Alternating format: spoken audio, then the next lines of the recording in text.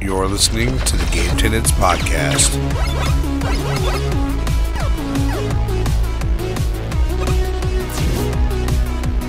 What's going on, everybody? Welcome to the Game Tenants Podcast, the failed adventure of two guys and their quest for Gamecast stardom. We are on episode 27, and if you guys are tuning in to our very first episode on YouTube, I am your host, Flynn1, joined by my excellent co-host, Church of the Game Grinder.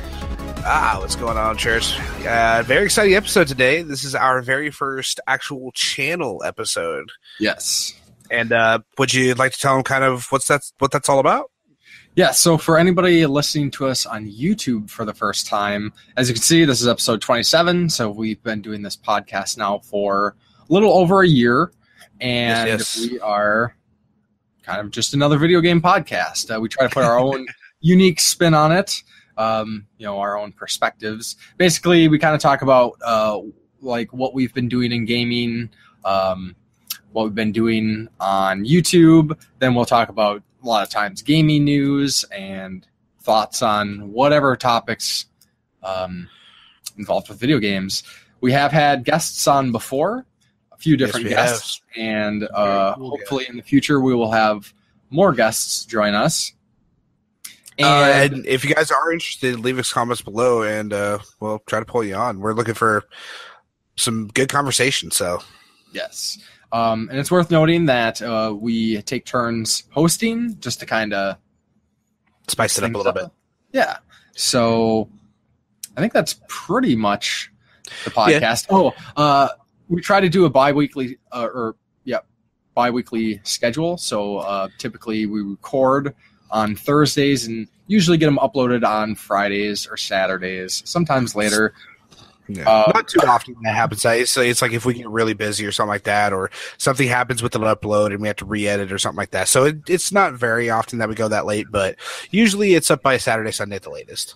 Yes, and for anybody who has been a listener since we've been doing the podcast, any new listeners, you can expect delays here and there because we have all kinds of technical difficulties because we are two of the most professional guys in the world, and we have great setups and yes, we have all the money in the world, and we have top of the line NASA equipment.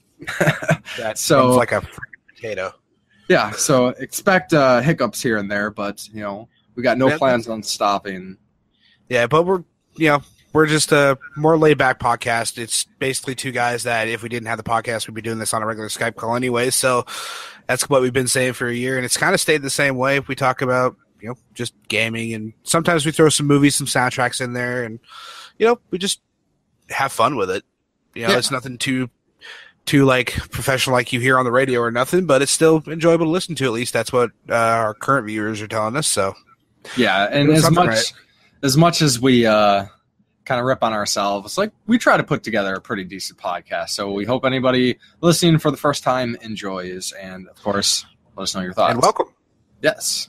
So pretty much how we start these things off is we kind of do a little introduction, kind of like let you guys know what we've been doing, what's going on, and just kind of everything that you guys have kind of missed out on the last 2 weeks. So, Church, if you want to kick it off, my friend. Yes. What you been up to, my friend? Last couple weeks have been pretty good. Finished Gravity Rush, and I started Gravity Rush 2. I don't know if you. Yes, there's been a lot of talk about Gravity Rush 2. Like my roommate Russ is actually a huge Gravity Rush fan. So, but I don't know much about it, and it's one of the games I've been wanting to get for the PS Vita. So why don't you go ahead and let me know about it? Yeah, well, I won't go into it too much, but it does seem to be like an underrated game. Like not as many people talk about it. Like I've never really seen people talk about Gravity Rush, like at least in the circles that I'm involved with. And right. I originally picked up Gravity Rush when it was remastered for the PlayStation 4. Thought it looked cool. Like the kind of the big gimmick of the game is you shift gravity to move around and to like with combat and stuff. So if you think about it, Metal Warriors? As you're the character, yeah, kind of like Metal Warrior or Metal Storm or Metal Storm. Yeah, that's what it was. So basically, if you think about it, you play as Kat. She's the female lead, and you could be running down a street, And then if you look straight up and shift gravity, basically she falls straight up. Or if you look forward, she'll fall forward. It's really cool mechanic. And it's becoming more popular lately, I've noticed. I've found some games on Xbox that are kind of like that as well. And like it's new. It's a lot of fun. Like, I don't binge play games a whole lot just because I'm, limited on time, kind of doing the YouTube stuff as well. But I binged the heck out of Gravity Rush. I beat it in 4 days, if I remember. I played it like pretty much over the weekend. Had an extended weekend for some time off of work and binged. And I just wanted more. And Gravity Rush 2 is it's excellent so far. They kind of take a different shift, no pun intended, with kind of like how they're doing the story. Like, it's really interesting. It kind of reminds me of, and I don't necessarily want to use this comparison because like some people just do not like, but anime, like if you think of an anime series, like say a 2 or 3 season anime series, where basically each season is a story arc. So there's an overall thing going on, but each season is kind of like an event that happens. And that's kind of how Gravity Rush is. Like the first game, like set up some pretty crazy stuff. Definitely didn't answer many of the like biggest questions. And the game actually kind of ended like abruptly. Like when Gravity Rush ended, like I was like, wait, what? But the more I thought about it, like it was interesting just how like the game's presentation is. It almost has kind of like a serial feel to it, like serial comics. Like it actually takes inspiration from certain French comics, like Rin Tin Tin and. Oh, okay. So it's interesting, and the second one, like, those questions are still there, but they give more questions, and now you're involved in these events. Like it's interesting. We'll have to see where things go. It seems to be a lot, or almost like twice as long as the first one, because I got about the same amount of time in the Gravity Rush 2 as the first one, and if I look at my statistics, it says I'm like halfway through the game, or 50% completion or something. Right. So I mean that sounds good though. I mean, because the first one, 4 hours seems kind of short. Well, no, it wasn't 4 hours. It took me 13 to beat. Oh, okay. Rush. I must have misheard you, but it's like it sounds like it's definitely worth picking up, and it's been on my radar for a while. So I'll definitely be picking up when I grab a PSP. Totally recommend Gravity Rush, and I'm really interested to see what happens as I continue on in Gravity Rush 2. Keep us updated. Yeah, totally. For sure. And review? Yes, I have a review written for Gravity Rush. It might be a while, so kind of what I'm trying to work on as fast as I can is I'm working on a video that's going to be basically games I played in 2016 and didn't review. So most... for anybody new listening, I try to review games as I play through them, but writing reviews and making the videos takes a while, so I can't review every single game. So there are 7 games I played to completion last year that I didn't get a chance to review. So I'm trying to do mini reviews. Originally, I was thinking I was going to do one video and just put like time codes in so you could skip to each review. But I think I'm probably going to do individual videos and release them like maybe like every other day or something for a week, or every day for a week. It's going to be a lot of work. I got a cool idea if you're willing to it. Maybe we can get some like opinions in from our listeners, and maybe you could do it like because your name's like your channel's name is Game Grinder. Why don't you call that Bits and Pieces? Kind of like do like little mini reviews of games that were good, but you maybe couldn't have done a full review of it, or you didn't have time to do a full review, and you do like a segment like every now and then on your channel. Possibly. That's an idea. I mean, it'd be kind of a cool idea for like some filler videos, stuff like that. The only counter argument I'd have for that is the reason I didn't review these games was because I didn't have the time. Right. And this is kind of like, I'm thinking like maybe every year, like every new year, like once I'm starting to get into February where I have the chance to like write little reviews for all these games. It's kind of like a yearly thing that I'll do. And you're really in depth on your reviews too, so I know writing down everything takes a while, right? Because I know you don't leave anything out, and that's why I'm doing like little reviews. I think they'll probably be like maybe 4 or 5 minutes per game compared to my usual like 12 to 14 minutes. 15. Yeah. That's not bad. And I'd be excited to see that, because it's kind of like I don't exactly have a lot of time either. So it's like I can't keep up with a lot of people's videos or at least watch them in their entirety. So a shorter thing like that would be kind of a cool idea for people who, can't exactly watch all of it as well. So I mean that's another plus of it. So I'm excited to see what comes with it, man. I'm very excited. And just not like spoilers, but. I'll be talking about Shovel Knight and Plague Knight DLC, Valkyrie Profile, House of the Dead Overkill, Overwatch, Rise of the... Well, I don't know if I'm going to do Rise of the Tomb Raider. I have a review written for Rise of the Tomb Raider. And the thing is, we all know you're a big Tomb Raider fan, so if we don't see a Tomb Raider review, it might be a little weird that we didn't get one. So, but then and Overwatch, yeah, and then Zelda Ocarina of Time and Dishonored 2. So I got seven like mini reviews I'm writing right now. I've written Shovel Knight. Almost done with Valkyrie Profile. Basically, I want to try to get them all written, and then I can redo all the recording at once and see how long that editing takes me, because that could potentially be like 30 minutes. And my Metal Gear 5 review was like 23 minutes, and that was like 15 to 20 hours of editing. So, yeah.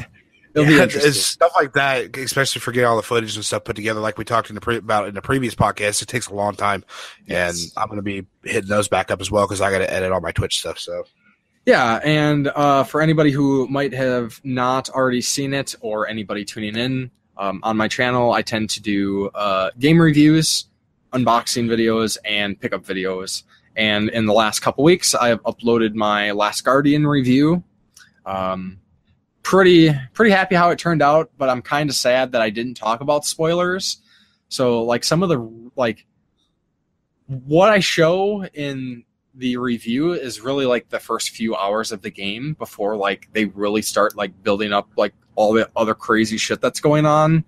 And I almost feel like I didn't do it justice by not showing some of those like later things. Right. But stuff you're excited to talk about, but you kind of can't because it's spoilers. But you can always do like a spoiler segment. That's true. I usually do, but I really believe that you should go into Last Guardian knowing as little as possible, just because like it's so... The game's so like mystical, and when these events happen, it's just like, whoa, that's wow. And you get like really emotionally invested with the with Trico, the cat dog bird griffin. And I think it makes it so much more. And like watching videos, like, I seen trailers and stuff of this game, and it shows you the basics of the gameplay, but it doesn't show you the game at all. Like it's wild. Awesome game. Like I said, Game of the Year 2016. So there's that. And I also uploaded a Tales of Berseria unboxing for the new Tales game. And then I just put up a new pickup video, which is kind of exciting because I finally have entered the world of Xbox. And we will talk about some Xbox a little bit later. Oh, definitely. Definitely. Yeah, so besides that, kind of same as usual, doing the gaming, doing the YouTube, working, whatever. So what have you been up to, my man? Working, just actually had my birthday on the 26th, so got to do some really cool stuff on that. Yeah. I missed it. Turned 28. I feel happy belated birthday. Well, thank you, my good sir. Thank you. We didn't do anything like too big, besides me knocking everything over on my desk. But we ended up going out to eat, and then I got 2 really cool presents to start off with. I ended up getting the Resident Evil, because I collect pop vinyls, those little figures that you see almost in like all the trade stores and everything like that. I got the Tyrant from Resident Evil, which glows in the dark, it's a 6-inch figure, so it's huge, very well detailed, very well done. So I got that, and then I actually got the Resident Evil game itself, and I do want to talk about that here in a little bit. Yes, but definitely got a little bit to say about Resident Evil for sure. But we did that, and then mostly I just been getting my internet speed set up. I finally hardwired in. And I'm finally able to start streaming and higher quality. So I've been doing a lot of like Call of Duty streams, been streaming some Resident Evil, been streaming just a lot of just different stuff here and there, kind of see who bites and who doesn't, trying to rebuild my viewer base. And of course, been doing my vlogs, trying to get some more footage on my gaming channel, which has been kind of a little bit more difficult than I thought it would be, considering the sputteriness. So I have to edit like I do sometimes. Mm-hmm. And but it's been fun because I'm getting to do edits again, and I get to redabble into that portion of my hobby. Right. But other than that, nothing too expansive. But no, we can't always have super exciting weeks. No, but there will be some coming up, and hopefully I'll get to talk about those if they progress, which I'm very excited about a few of them. But I will say, even though I haven't played it yet myself, Resident Evil sounds pretty exciting. Dude, you have no idea. It's so good. Okay, so you remember when we talked about Resident Evil when they announced it and during the E3 stuff? If you guys haven't checked out that podcast, it will be in the Game Tenants Soundcloud and on iTunes. Just look for Resident Evil 7 or E3. But we were worried because the demo had come out and it was looking a lot like the game Outlast. And we didn't know if it was going to be kind of a good thing or a bad thing. And I can definitely say it's definitely a good thing that's like that. Because the game went back, because if you guys remember the last Resident Evils, and like you had said in the last podcast, that Resident Evil had kind of burned us quite a bit, that it turned to action adventure more than horror, right? Yeah. Well, they went back to the horror roots for sure. It is very atmospheric. It controls very, very well. There have been multiple times, like it does kind of rely on the Outlast style jump scares, but I'm welcoming that. It kind of feels like it did to the Resident Evil franchise what Resident Evil 4 did. It refreshed it, gave it something new, it has a really good storyline backing it. It is set in, after Resident Evil 6, but I haven't gotten to the point where I know how it's connected yet. Mm-hmm. But just the characters are really well developed. The boss fights are a pain in the ass. Oh my god! But it's like, it's slower paced like Resident Evil 1 and 2 were, and it's like it takes a lot more to kill them, and it's like you have to maneuver. Like you remember where was the beginning of Resident Evil 2 where you had to face the liquor for the first time, right? Mm-hmm. Well, it's kind of like that where you have to maneuver yourself. If you don't know what you're doing, you have to maneuver yourself to, pop, pop, pop, and then move, and then do it again, then do it again, then do it again. It goes back to that again. And it's like, oh my God, like my nerves and my body was tense the entire time I was playing it. I was yelling, I was screaming, just scaring everybody in the apartment. It's a great experience. And, sure.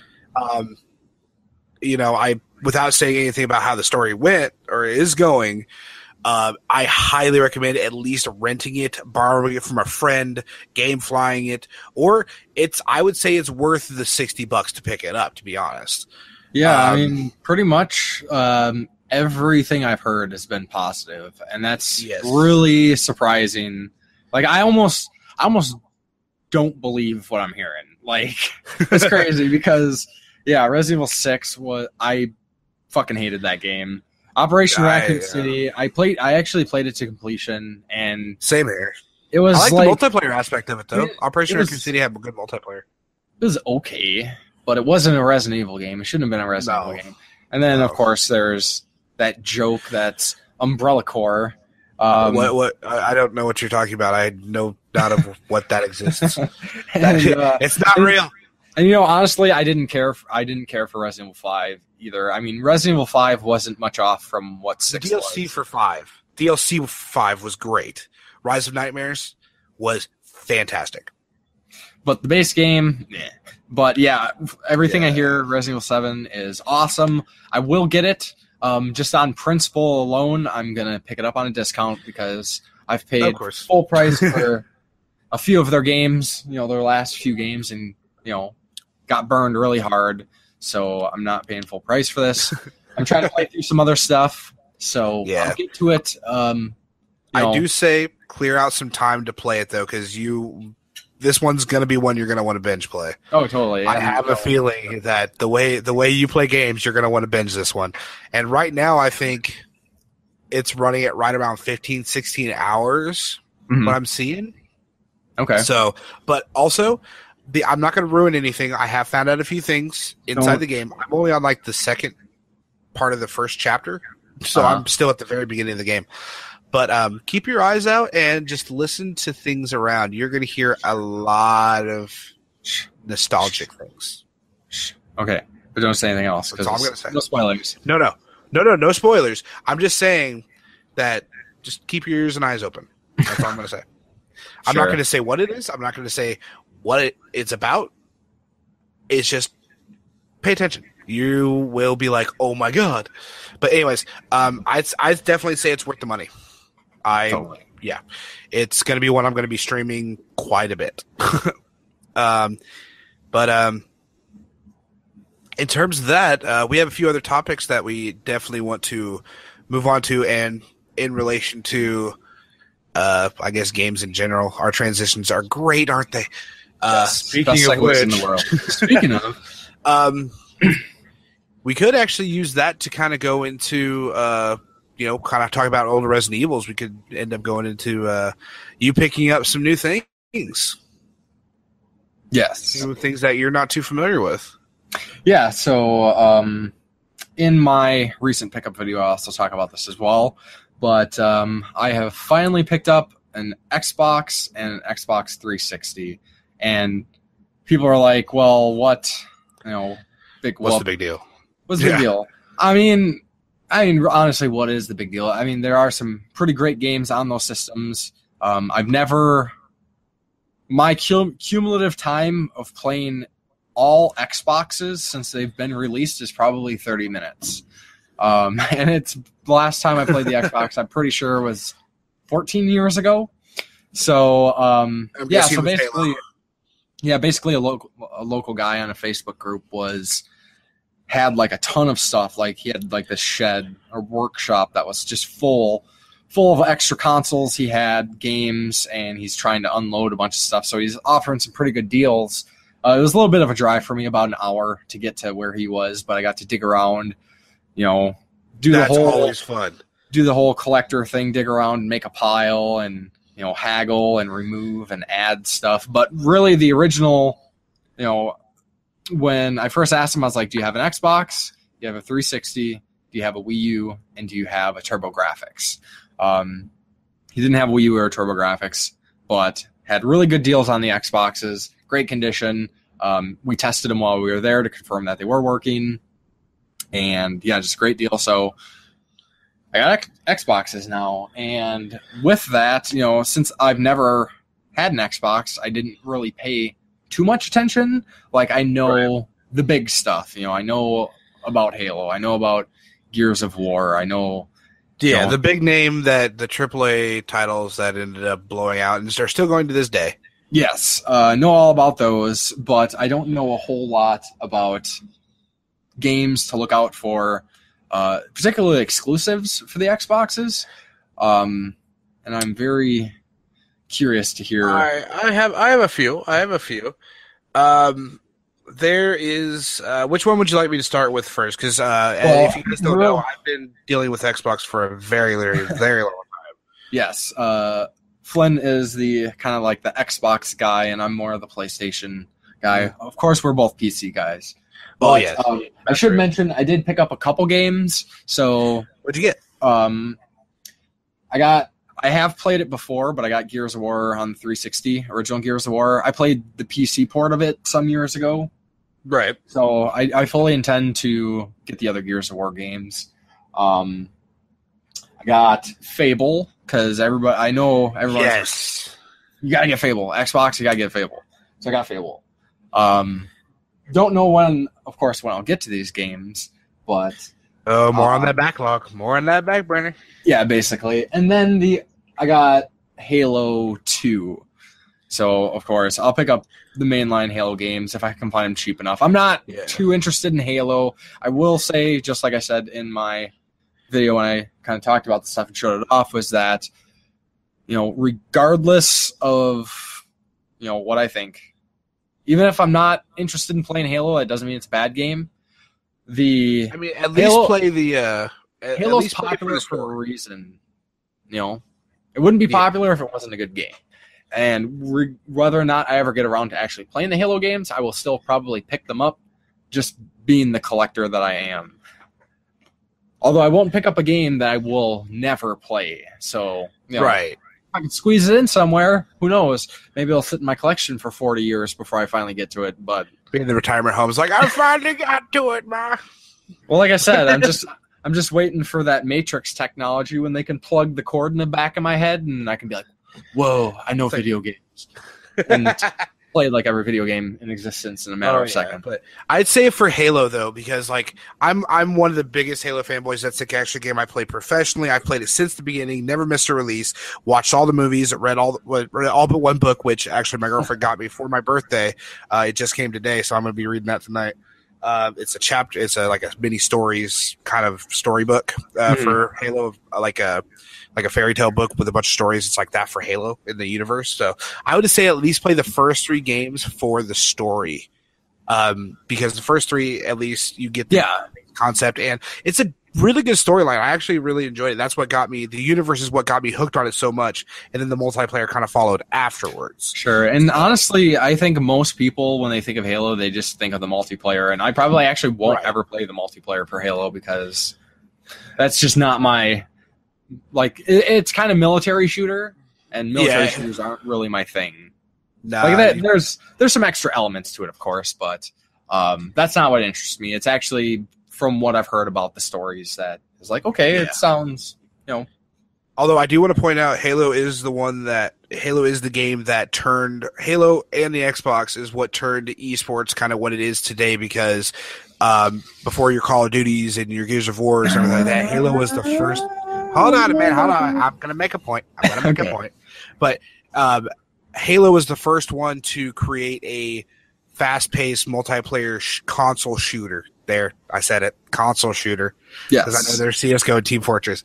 Yes. But console shooter that revolutionized what the first-person shooter is today.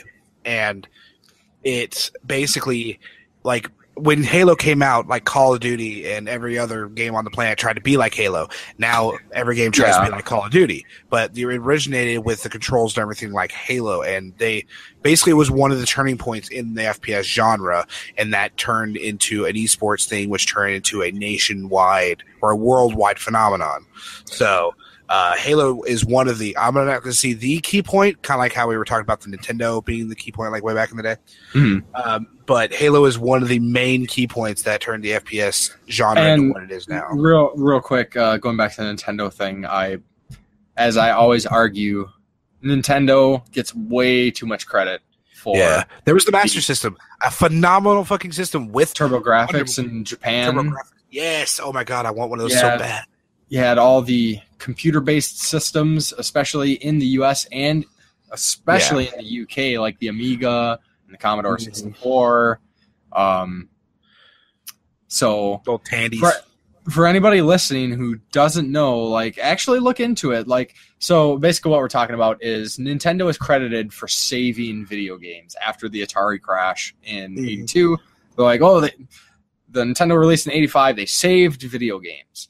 They did not save video games. That's such a misnomer. They helped revitalize the American market, But Yes. gaming was already starting to boom. Like in the US, like especially like people might want to shrug this off, but PC gaming, like back in the day, like PC gaming, they revolutionized, and then things trickled down to the consoles. I mean, consoles did things that PC games didn't do, like especially like with the platforming genre and stuff like that. Things that are more controller games.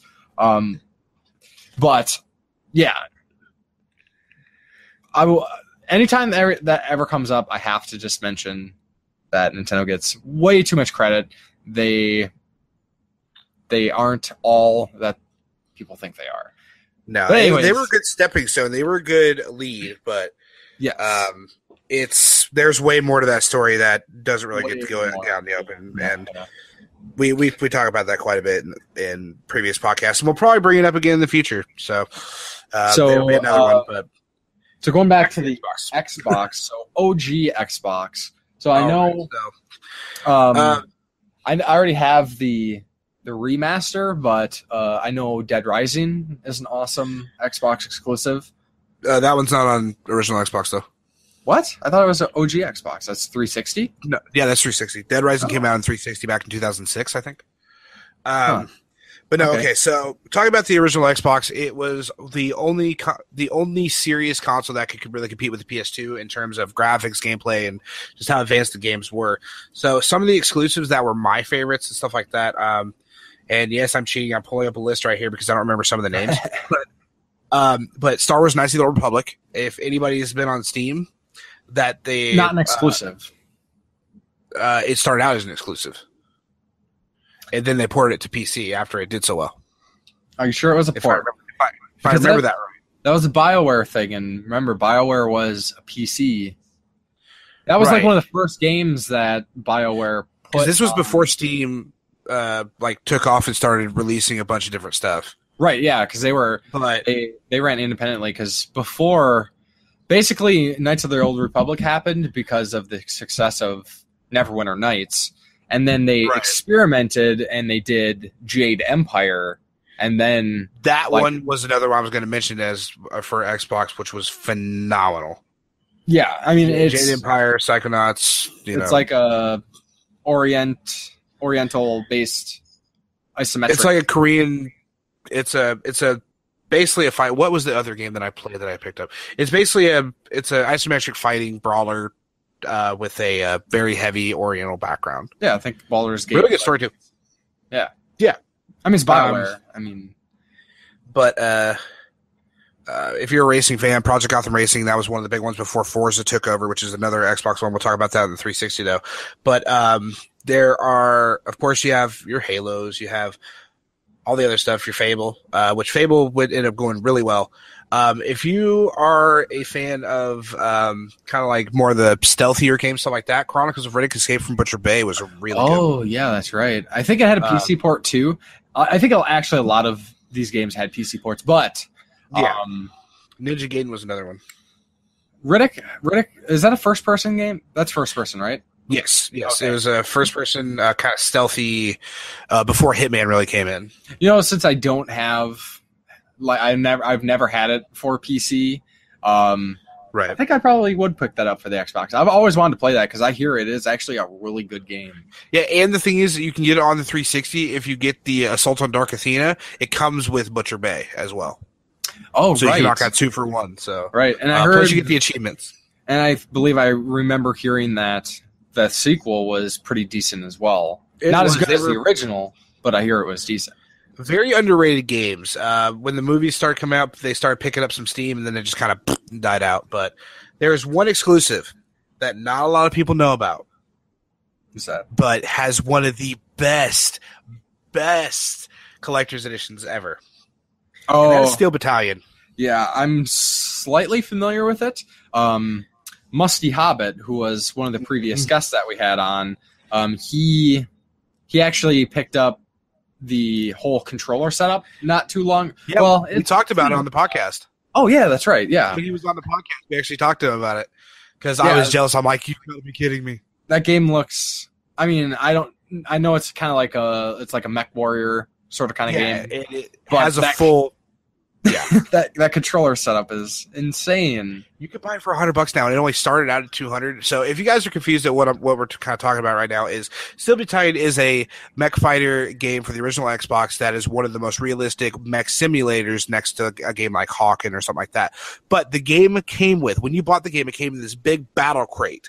You bought it for $200, and it came with a pedal board with 3 pedals, 1 clutch, and then a brake and a gas pedal, and then it came with a full mech dash. You had 2 joysticks, and every button on there worked, including a little light-up eject seat button. Like, everything on this controller. Just look up Steel Battalion controller, and you will be blown away. And then there's a second game that works with it, too.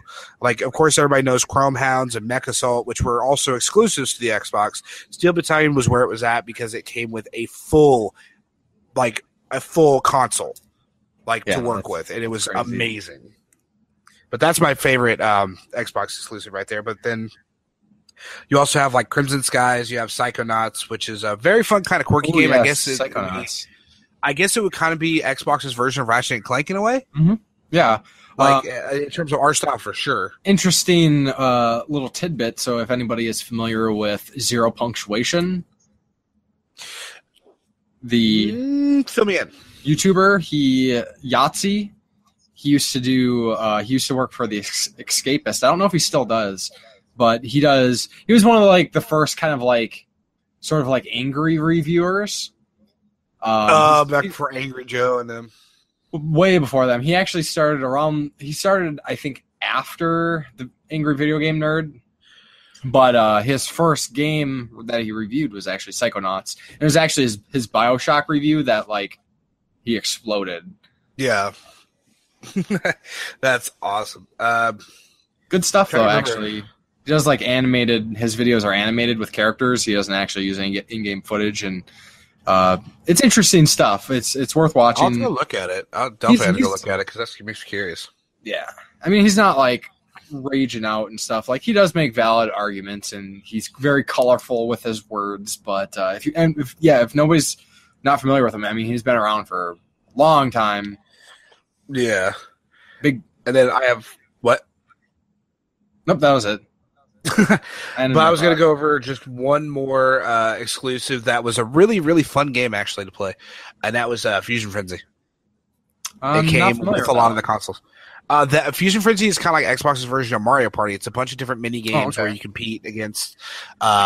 You compete a bunch of different mini games against your friends. It's like couch co-op game for sure, and you just kind of just play a bunch of really challenging mini games and see who wins, who has the most points at the end of it.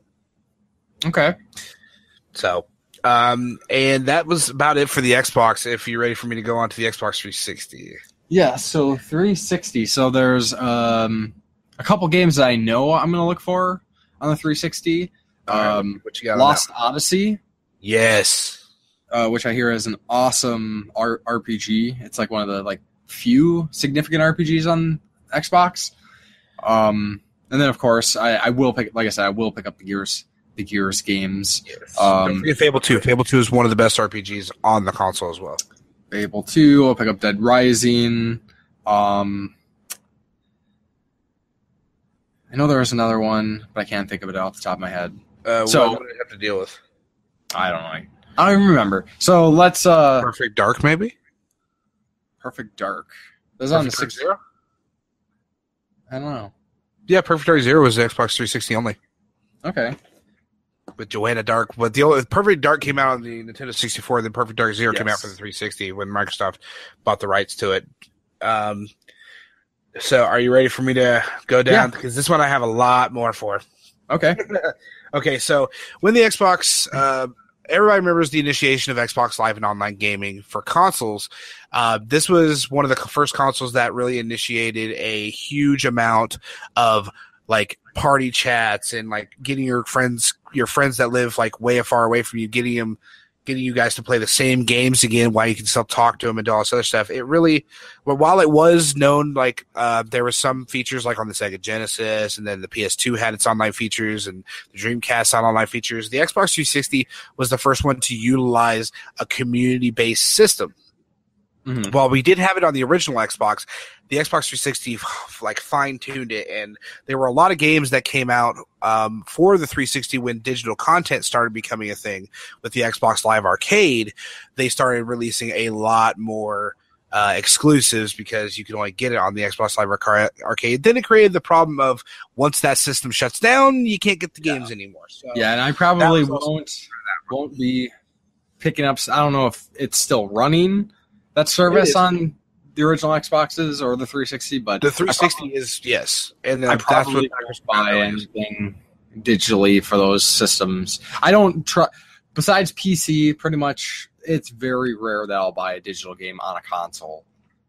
Right, and I completely understand that. But the exclusive games that came out are a lot of them are worth it. So.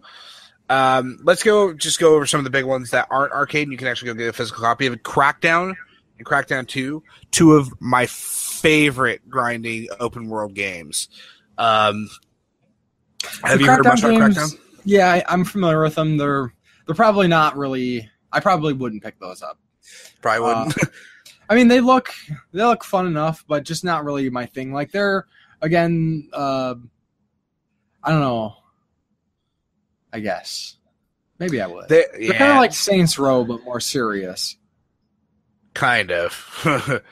It was before the Saints Row came out, though. Or before they went into the goofiness, like GTA and stuff. But those are two really, really good ones that came out. Blue Dragon was another really good RPG that came out. Yeah, actually, that was the other game I was thinking of. I heard... Blue Dragon? Yeah, that's a pretty good RPG for... 360. It was one of the close to the release titles. I don't know if that is that a pricey one or not. No, Blue Dragon's is still pretty reasonably priced, right? Anywhere from like $10 to $20. Not too shabby. Especially if you can buy the platinum editions. Okay. Like $20 or something that's like that. like Green Label, man, and that's like ugh, gross. Why you want platinum? Hey, you just trying to. I mean, you get the extra DLCs and stuff sometimes. With those, yeah. So it's not too bad. Of course, the Xbox 360 gave intro into the Forza series, which is one of the most in-depth and best racing simulators. If you guys are racing fans, I know you're not too big on sports and stuff like that, so racing not quite your cup of tea, is it? No, not really. But the Fable games, of course. If you really want to go into some if you want to go into some of the digital exclusives, you have games like a really fun kind of like dungeon crawler tower defense game, which was one me and my friends played. It was a free to play game for a little bit, and then you could buy stuff to add into it, which was Crimson Alliance. Okay. And that was a really fun kind of. It looked like you had a bunch of Vigars. If you're familiar with League of Legends, you had like 4 or 5 Vigars running around, like doing stuff like what was the game? Orcs Must Die. So it's like a tower defense shooter kind of game. Of course, the Geometry Wars games. That's where it started, which is a really fun arcade style arena shooter, kind of like, or not arena shooter, but kind of like Asteroids. I don't think those are levels. I don't know if that's an exclusive. Is that an exclusive? The first Geometry Wars. Okay. The Retro Evolved, and then they brought it over to the PS3 and the PS4. At least that's what I think back in the day when it came out, because I was like, my buddy had a PS3, I had a PS or an Xbox 360. I'm like, oh, I'm playing Geometry. He's like, oh, what's that? You know, sure. One of them, it's not really an exclusive, but it is an exclusive because this is the only pack that came out for the Xbox One or the 360. It's Konami Classics, which came with Symphony of the Night. Ooh, nice. It came with Symphony Night. What is it? Super Contra. I do like those collections. Yeah, I actually picked up for the original Xbox. I picked up Midway Arcade Treasures, which has a bunch of Midway Arcade games are amazing. Yeah. When I grabbed it, I didn't even look at it because I was just like, oh yeah, sure, it's another Atari collection. And it turns out it wasn't an Atari collection. It was, as it says, I thought it was like, like first, second gen arcade. Right. But it's actually like third gen arcade games, like kind of like stuff that you would see ported to the NES and stuff like that. So that was pretty cool. Original Xbox has like a bunch of them. They have Midway Arcade Classics 1, 2, and 3, Midway Arcade Treasures 1, 2, and 3. There's a bunch of them. Sure. There's another game I'm going to look out for. I can't remember if it was for original or the 360, but it sounds pretty good. It's Blinks. Blinks is actually original Xbox, and it is phenomenal. Yeah, it's another kind of like mascot sort of platformer isometric game, kind of like Ratchet and Clank. There's a channel that I'm not super familiar with, but I started following him not too long ago, and I mentioned him in my Undertale review. Nitro Rad actually did reviews on the Blinks games. He does really, really good reviews, and kind of sold me on it, so I'll look out for that one. Yeah, that's another good one. Now here we're going to get into some kind of a little bit different ones. You got, of course, Ninja Gaiden 2. You have Kingdoms Under Fire, which was a very, very fun. It kind of like a Baldur's Gate game, but on a very massive level, kind of more towards like the God of War, Dante's Inferno kind of vibe. Mm-hmm. Really, really fun. Of course, then you have the next Steel Battalion game, which Steel Battalion is Xbox only. The last one I can think of, what was it called? Crap. It was one of my favorite games, too. Death Smiles. Death Smiles 2 was one of my favorite arcade shooters. Sure. That's kind of a bullet hell game, right? It's just one of my favorite kind of like quirky, fun games. So, Sure. Yeah, there's a bunch of exclusives, man. If you or anybody else listening wants recommendations on some awesome 360 or original Xbox games, or even Xbox One at some point, let me know. I'll help you out. Yes. And I hope you get to enjoy it. Yeah. Oh, definitely. Yeah, definitely recommend me games because I'm going to be looking. Lost Planet for sure. Well, I have Lost Planet for the PlayStation 3. Oh, I didn't know it came out for the PlayStation 3. Okay. Still. But, yeah, if I can think of any, like, really good ones, or if I'm out, like, I'm hunting too, because I still collect 360 games. At least right now, I'll swing some. Yeah, and actually, this weekend, since it's kind of like that time of the year, which usually means, like, income tax returns, there's a pawn shop in the town my parents live in. My parents, some years ago, moved about an hour away from where I live, and there's a Pawn America there, which people are like, oh, Pawn America, yeah, whatever. But for some reason, this Pawn America, like, you go there and look for games, at least for PlayStation 3, Xbox, PlayStation 4, 360, Xbox One, or even like DS, you're going to see a pretty good assortment. Like, it's actually shocking. Their PS2 collection was good for quite a while, but at this point, it's now pretty much been picked over. It's mostly like sports games and stuff. But like every once in a while, I'll find like other stuff. Like they got a lot of Wii games too. Like pretty much like most of the Wii games that I have currently, I got from there. And every once in a while, I'll stop in and they'll have like that. What's that? They got a Wii. They got a Wii. A Wii game. They got Wii. Whatever. But I'm probably going to go this weekend, so I'll probably, spend like $20-$30, and I could probably pick up like a bunch of games. Oh yeah, and before you go, I'll try to get like at least a list of like 5 to definitely keep an eye out for, because there's a lot of, because you got to remember like one of the Legend of Dragoon games came out for, not Legend of Dragoon, what is it? Panzer Dragoon Saga. Oh sure, yes. Was an Xbox exclusive because it came out on the Dreamcast, and then the only other one came out was on the Xbox. So yes. So, anyways, speaking of nostalgia and classic gamings with the amazing segues, we, or at least I, just came under the attention of something amazing that is coming out. And Church, I want you to tell everyone about it because I'm super stoked for it now. What is it? Yeah. So recently, I just doing my usual thing, scrolling through social media, and I saw this mention of a new like retro-based console to play existing retro games, kind of like the Retron 5, and I checked it out, and it's called Retroblox, Retroblox. And basically, what I gather from this, they don't have a lot of information out yet.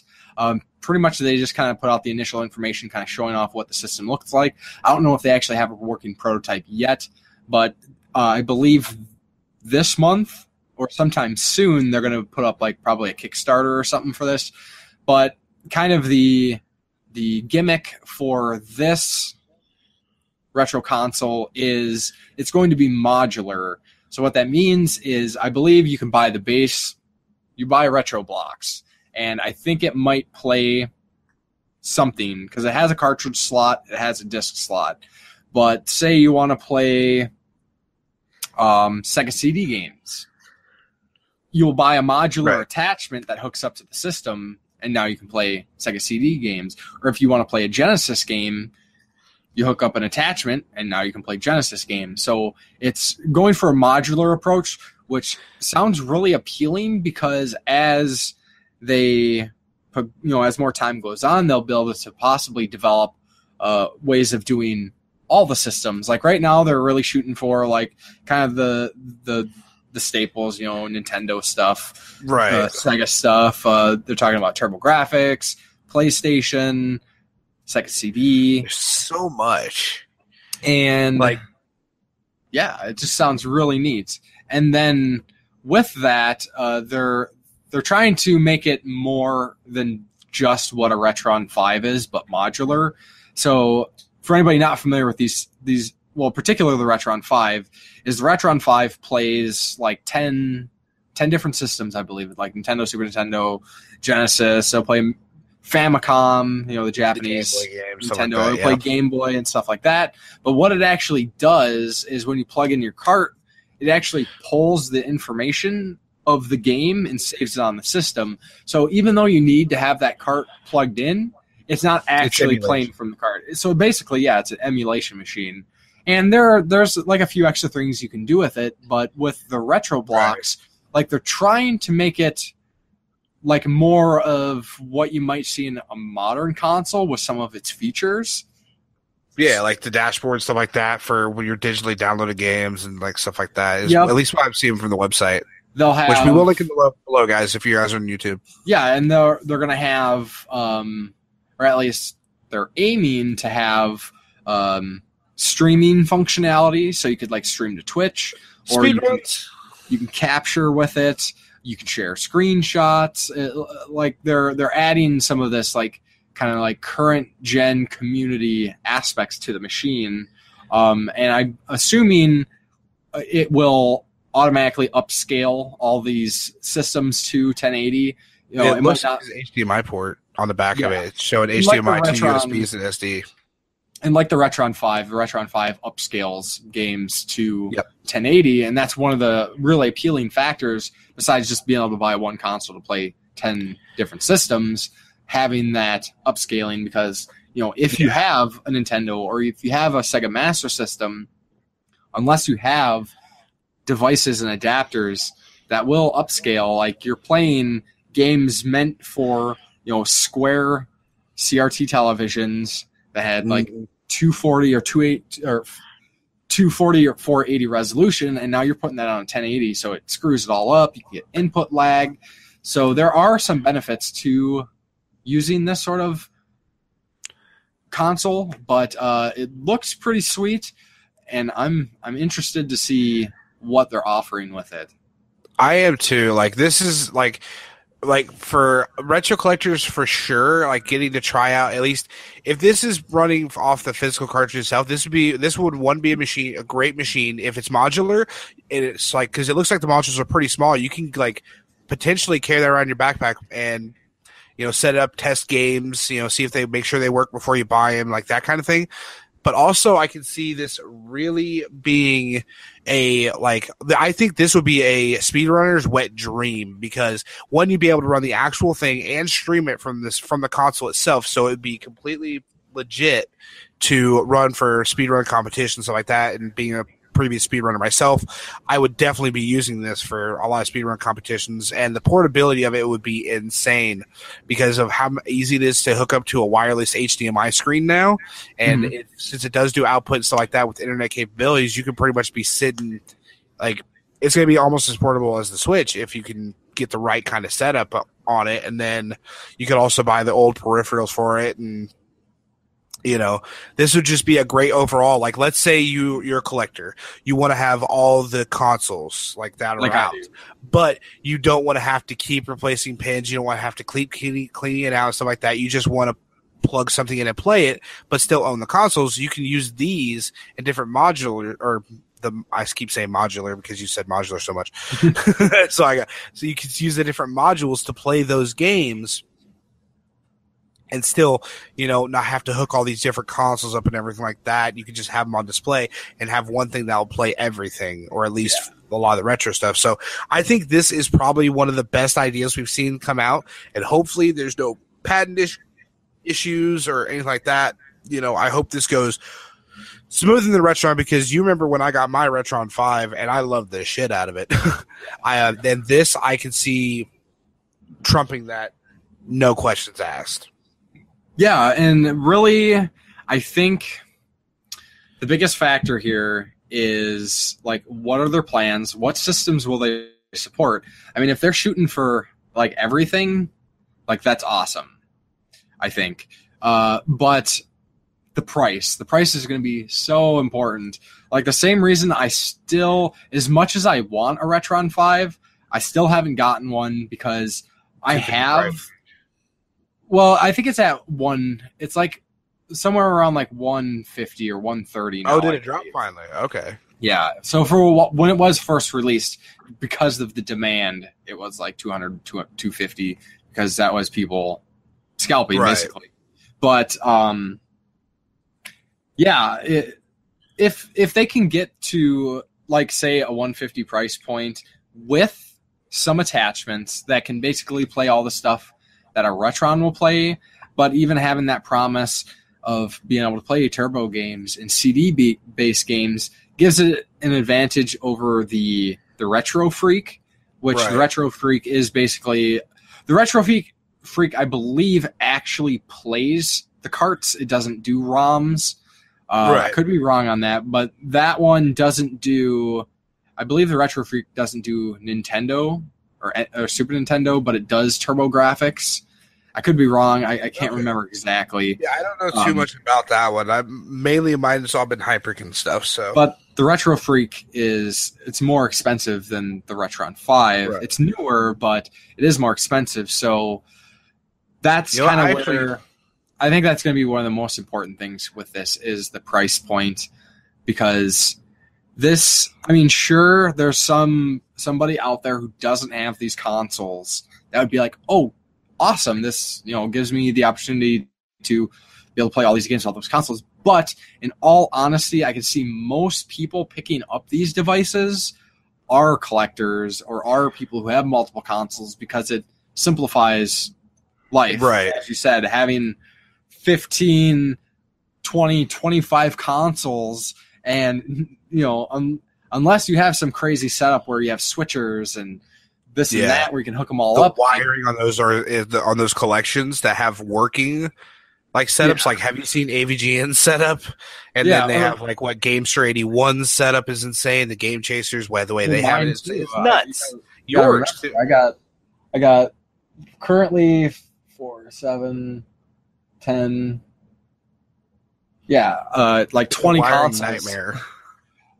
in my entertainment center.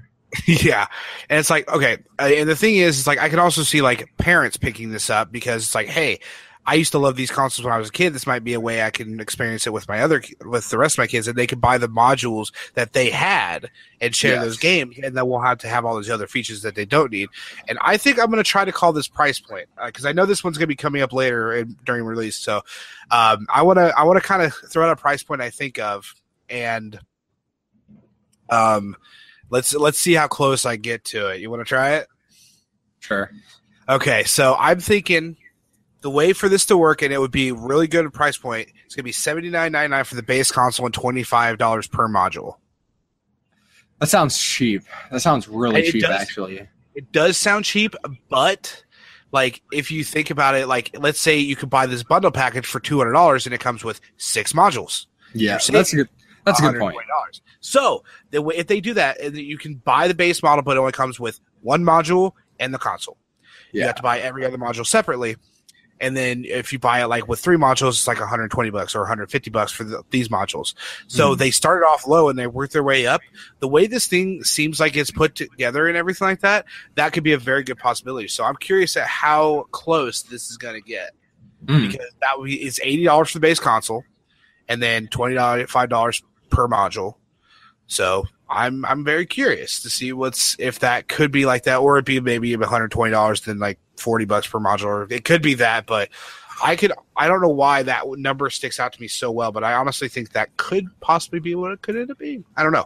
Yeah. So I'm just throwing a number out there. So let us know in the comments what you guys think. Yeah, and what price points. I mean, ultimately, when it comes to their price point, they're competing with the Retron 5 and the Retro Freak, and they can't survive on a promise alone that, hey, we're going to be able to add all these other game systems down the road. Like, that's not going to sell your system. Like, you need to compete with those 2 systems out the door, as is, and I'll be interested to see what happens. So, hopefully someday now we get a little bit more information, and, I'm sure we might talk about it again in the future. Definitely. And there's definitely one game I definitely love to play. I don't even know if I could do that transition. That was horrible. There's one game I love to play on this console, and that's Mega Man 2.5D, which is actually that transition so bad. I'm sorry, listeners. That was bad. Okay, so Church had told me right when we started the podcast, we usually do this little powwow before the podcast, kind of talking about topics, stuff like that. And he showed something to me that made me super excited, and that was a new Mega Man-esque, or no, it actually is Mega Man, but it's a new take on Mega Man.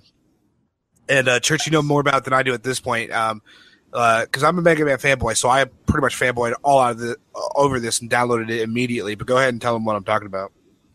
Yeah, so this is another one of those fan-made games. So if you're listening to this and this sounds interesting to you, go and get this like as quick as you can, because there's a good chance it will be getting a cease and desist, possibly. But basically, it's a fan-made game, and what separates it from all your other standard original like NES Mega Man games is instead of just going from left to right, and I'm not even sure how exactly to explain this, but they added a third dimension. So say left and right is your XY axis, and then it'll be the camera will shift, and then there'll be like another like right angle plane that will be the continuation of the level. I think I might have a better idea on how it's like. If you remember, which Mario game was it? There was a Mario game that did this exact same thing. Or Fez. Fez. Yeah, kind of like Fez. There we go. I was trying to think of it was like Mario, but no, it's like it takes it in a 2D world and you can rotate. You basically turn it. It's not exactly 3D, but it gives you a third dimensional feel. Like basically, it's if you take the flat image and it's like, what does this look like from the side? And you just turn it. It's kind of like that essentially. Now, if you think back, there about a year or two ago, there was kind of like this little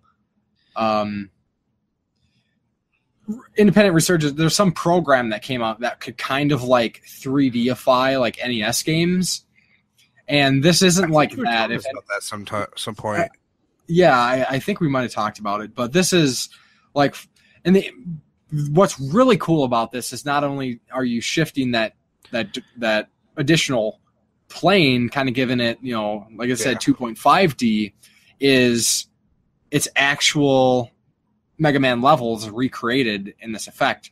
So you're not playing like, it's not just fan created levels. You're playing Quick Man, you're playing Snake Man, you're playing Pharaoh Man stage. Like, it looks really, really cool. So it's so cool. We'll put a link in the description of the YouTube video if you guys want to check it out. Try to. Definitely. No promises. Yeah. But it's well, if it's still there, and we remember to put it in. So, yes. But it was just one thing that was amazing. Yeah. I know we could probably link the trailer at least. I will try to. I will try my best. If not, I'll like periodically put it on our Twitters, or at least my Twitter, and I'll tag Church in as well. So you guys can check it out. It's definitely worth a cool little shot, and it's a nice little twist on something new. Yeah. So it looks like we're actually running short on time, guys. So pretty much what we do at the end of our podcast, we usually go over kind of what we have planned for the next couple weeks, and we also talk about upcoming games that we're looking forward to that will be releasing within the 2 weeks that we are gone from the podcast. So yes. I will do the upcoming games now. We're going to be doing the good bulk of February up until the 14th, which is good old Valentine's Day. Church, is anything that pops out in your mind? Yes. So I think, at least in a lot of the circles that I'm involved with, there's a lot of excitement coming up for a game that's going to be released on the 7th, which is Tuesday, and that is Neo. I've heard a lot about that. I've seen a lot on it, and I see it in my Twitter feed all the time, but I'm curious about it. Like, what is it about? So Neo is basically a Dark Souls game. It's the action-adventure, very combat mechanic focused, very difficult. This has a feudal Japan setting, so you're using like more like samurai sort of stuff with a lot more like looks like that sort of mythology. They're trying to they're really boasting the difficulty, which I think is bad marketing. Like there's that whole Dark Souls, Dark Souls so hard, and we've talked about this before. It's not. It's really not. It's like you gotta learn how to play the game and learn how to approach each enemy and learn to progress. But they're like, oh well, this is gonna be like way more challenging, which whatever. But it looks pretty neat because they're doing like you'll have like combat stances that are going to be an important role. So if a character comes at you like from a low stance, if you're doing a high stance, like it opens you up for easier attacks. So a lot of excitement. Looks really cool. There was a demo. I didn't actually check out the demo myself, but some of my friends did, and they were super excited for it. I'm really debating if I'm going to pick it up on Tuesday because once I finished Gravity Rush 2, I was dead set on playing Tales of Berseria next. Like, I keep pushing off all these RPGs I pick up, and I'm like, I'm hearing great things about Tales of Berseria. I'm going to play it. Well, with a game like when I played like Dark Souls 3, when I was playing it when everybody else was playing it, it's really fun to have that whole like community that is like actively playing through these games and talking about like these crazy situations and how they survived and stuff. And I would like to possibly experience that again. So I'm really debating right now if I'm going to pick up Neo on the 7th, but I will pick it up eventually and I will play it soon. Yeah, I definitely want to kind of see what it's about because it seems like one that's going to be really immersive and maybe give a For Honor a run for its money in terms of combat style.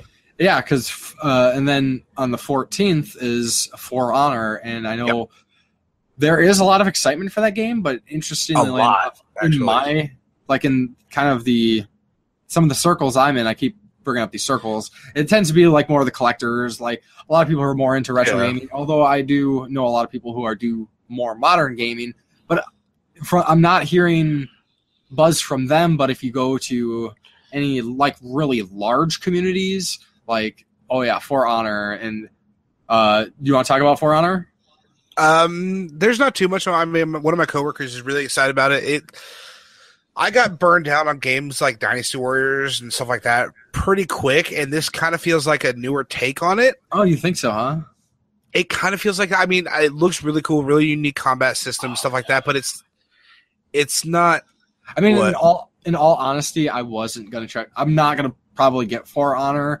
I didn't get the Dynasty Warriors vibe and like what I've seen for it, But now that you mention it, like that actually makes a lot of sense. And Yeah. Anybody who doesn't know, like I absolutely despise Dynasty Warrior games and the clones. Like I just Yeah. Oh, 99 Nights is an Xbox exclusive. If you don't like those games, stay away from it. And I'm not hating on anybody who does enjoy those games. I just of all the games, like, I just do not understand those games. The Gundam one I like. How people enjoy those. And then you got like this. There's the Zelda one. Actually, fun, though. The Dragon Quest is good too. Yeah, there's a lot of people that like those, but not for me. Yeah, it's more the nostalgia thing and the universe kind of thing, but that's what kind of For Honor kind of looked like to me. So it was, but I might try it out if they have a demo, and I might change my mind. So I don't know until I play it, but it feels like it's going to have that Dynasty Warriors vibe to it. But they do centralize on combat, kind of like in Dark Souls. It looked like, or Deadly Warrior, maybe if you very play mechanic focused. So I mean, it's worth a rental. I think it'll be worth a rental, just to check it out. Maybe just swing up to my local rental store and check it out. So, I don't know. Other than that, so there's not much else jumping out to me in the next couple weeks. No, there actually is one that a couple that I'm curious about, and there's Fire Emblem Heroes, which just released for the Android and iOS. If you're a Fire Emblem fan, it's basically going to be an Android version of one of the tactical Fire Emblem games. So yeah, and I hear it's just chocked full of freemium content. Is it freemium? Shit. Well, I mean, I don't know. I haven't got to download it yet because it just came out today. So, but Poochie's and Yoshi's Woolly World, I'm very excited about because last time we saw Poochie was Yoshi's Island. Yeah. Which is Super Mario World 2. So I'm very curious about that one. I want the collector's edition because I want the little Yoshi Poochie amiibo.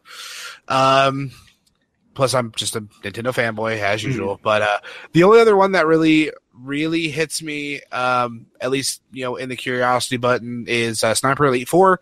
I've always been a Sniper Elite fan. I've also just those really repetitive sniper shooters I love. Because I like, seeing how quick I can, no-scope somebody. So, but nothing too big. Next podcast, stay tuned, though, because there's a lot coming out that I can see. That's very good to talk about.